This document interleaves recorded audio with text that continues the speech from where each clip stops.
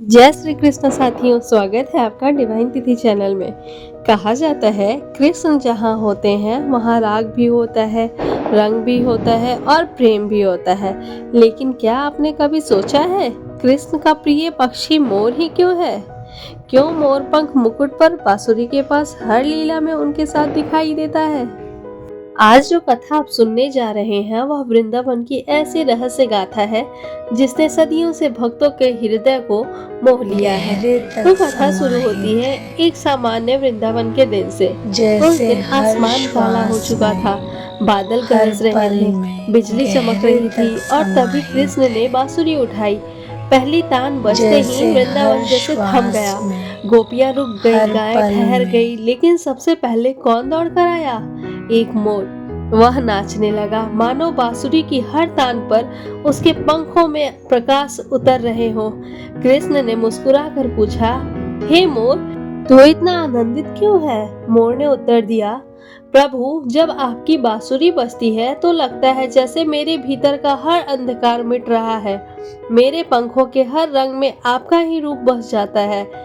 कृष्ण मोर की भक्ति से इतने प्रसन्न हुए कि बोले, आज से तेरे पंख मेरे मुकुट का सौंदर्य बनेंगे। और तभी मोर ने विनम्रता से अपना एक पंख कृष्ण के चरणों में अर्पित कर दिया। कृष्ण ने उसे उठाया और अपने मुकुट में सजा लिया। उसी क्षण से मोर पंख केवल एक पंख नहीं रहा, बल्कि भक्ति, प्रेम और समर्पण का प्रतीक बन गया। मोर का प्रिय पक्षी होना कृष्ण का, इसके पीछे 3 गहरे कारण और भी हैं। तो पहला है, मोर अहंकार रहित प्राणी है। बारिश में वह नाचता है लेकिन कभी अपनी आवाज की सुंदरता का घमंड नहीं करता। उसकी यह विनम्रता कृष्ण के हृदय को भा गई। दूसरा, मोर का नृत्य कृष्ण की बांसुरी का प्रतिबिंब है। कृष्ण की तान जहाँ बहती है, मोर का नृत्य वहीं जीवंत हो उठता है। दोनों मिलकर राग और रंग का दिव्य मिलन रचते हैं।